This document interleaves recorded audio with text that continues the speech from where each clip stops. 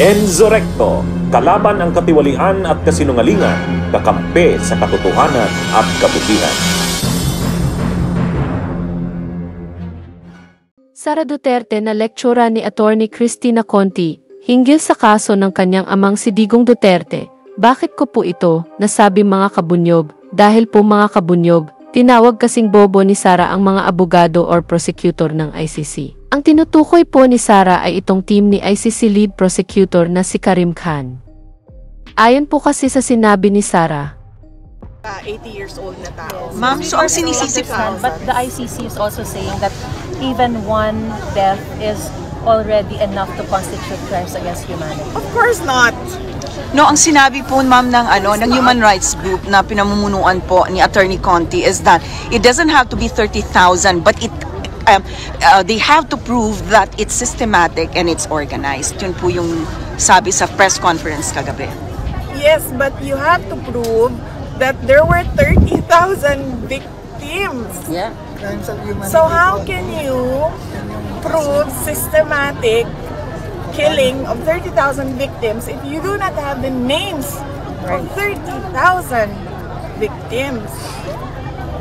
So, really, truly, wala naman kaming magawa sa media, pero nakikita ko talaga sa lahat ng articles, war on drugs, killing thousands, and yet we have 181 pieces of evidence, and we don't even have 50 victims.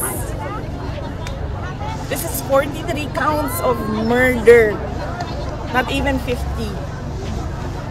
So where is the system there of killing thousands? No, you don't. No, sorry. Bobo yung abogado nila. yan mga kabunyog, narinig po natin itong mga sinabi ni Sara Duterte sa kanyang interview na sinabihan niyang bobo ang mga abogado ng ICC. Dito po nag-react itong si Attorney Conti na tila tinuruan pa niya itong si Sara kung ano ang tamang proseso ng batas hinggil sa kaso ng kanyang amang si Digong Duterte. Anyway, para po sa iba pang mga sinabi ni Attorney Conti, panoorin po natin ito. Live mula po sa The Hague, Netherlands. Opo, nasa Zoom natin si Attorney Maria Cristina Conti. Siya po ay Secretary General ng National Union of People's Lawyer, NCR. Familiar na sa inyo by this time. At siya po ay ICC Assistant to Counsel. Kausapin natin ang latest po rito, yung pag-question ni VP Sara Duterte doon sa kaso ng prosecution. At parang hinahanapan ho niya ng ebidensya, yung lagi daw nababagit na 30,000 dead na sa extrajudicial killings. Wala raw ganon. Attorney Conti, magandang tanghali po dyan sa inyo sa The Hague at gabi naman dito po sa Pilipinas. Attorney? Magandang araw. Magandang araw. Opo. Paano ba namin... Pero tama, tanghali dito. Magla-lunch pa lang ako eh. Ayun, nako naabala namin kayo ngayon. Paano ba namin... Well, sa mga naunang balita, sinagot nyo na naman ito. Ano po? May mga sinagot na kayo rito at I think naintindihan na ng marami sa mga kababayan natin na itong crimes against humanity doesn't necessarily mean o pinag-uusapan dito yung dami ng bilang. No? Parang sinabi na naman ninyo ito doon sa naging biktima. So tama bang isipin na maski isa o dalawa ay pwedeng maging basehan ng ICC sa kasong ito, Attorney? Yes and no. So una, kailangan may widespread talaga na atake. At makikita mo yan either sa bilang o kaya dun sa kung sinong mga tinamaan at saan. So geographic din, paano kung yung 1,000 namatay sa Metro Manila lang, baka sabihin, hindi widespread yon. So yung latag din, importante kung nasaan yung mga bilang. Ang masasabi ko, dapat may number ka rin naman kahit paano. Pero yung actual numbers na parang threshold, paglampas ba ng 10,000, ganun na ba yun? Paglampas ba ng 5,000, widespread na ba yun? Walang tinitingnan na ganyan. It's a confluence of factors. So maraming factor. Pero, di ganito, kunyari, ang sinasabi natin sa kaso ng Pilipinas, between 12,000 to 30,000 people died in the war on drugs.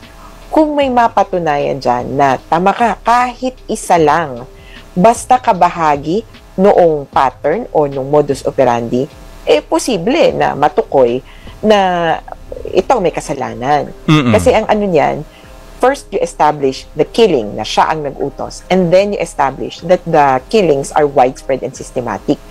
You don't need to establish or to litigate the question of whether it's 30,000 or 12,000 as long as it's widespread and systematic. Pero sa second point, sabi ko nga, ang hirap intindihin siguro kung hindi ang perspective ay international law. Kasi po kung sa Pilipinas, pag murder, abay talagang hihingan ka ng pangalan. Hihingan ka ng sino yung gumawa niyan, eksakto. Pero hindi po murder ang kaso natin. Sa murder, ang elemento, may namatay, ang pagkakapatay niya ay intentional, tapos edi may pumatay. Dito, ang pinakadulo ng kaso ay pinag-utos na mamatay ang marami. Yung marami, ibang ano na yon, ibang level na yon ng proof. Pero yung nag-utos, yun yung pinaka-importante. Meron bang plano? At yun ang kayang pruwebahan talaga ng prosecution. Yan din bang binabanggit mong yan? Yung tumutukoy na basihan din when we say yung paulit-ulit natin sinasabing systematic? Ay, tama po. Magkaano kasi yan umuunlad ang discussion dyan. Ang crimes against humanity, parang dalawa yung qualifier. It has to be widespread or systematic. Ang teorya po, ang teorya namin dito sa kasong to, and widespread na nga, systematic pa. Diba? At kayang, makikita mo yan doon pa lang sa statements ni Presidente Duterte. Makikita mo rin yan doon sa how the killings happen on the ground. Naalala nyo yung mga araw na may one time, big time. Sa isang araw, sa iba't ibang bahagi ng Pilipinas, meron.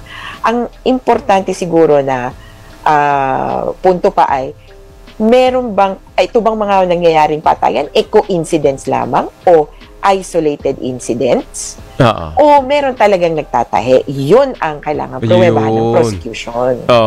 Na yun nga, dahil Pangulo, ang dating Pangulong Duterte, matindi ito kasi head of state ka. Yan ang...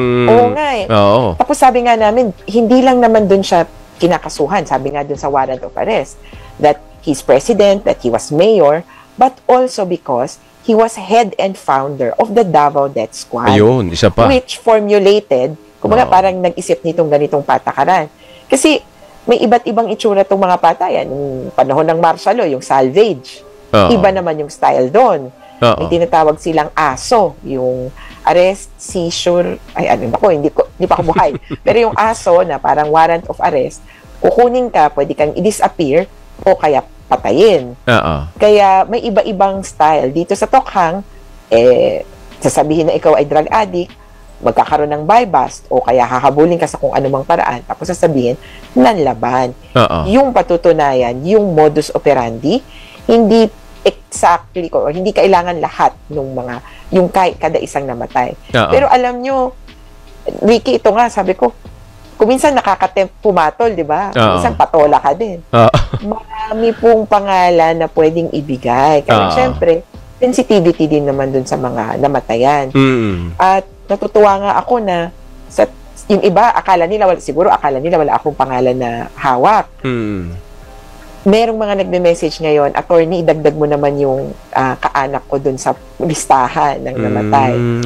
Okay din po yun. Abang-abang po tayo, meron pong paraan para mag-participate. Pero gusto kong batiin or ano ba to? I-shout out. I-shout out. Alam nyo, merong pumunta sa office namin, nagpadala siya isang bilot ng papel. Hanapin ko nga yung picture nun. Bilot ng papel, makapal eh. Handwritten niyang isinulat ang mga pangalan ng namatay. Wow. Mula 2016 hanggang, I think, 2021.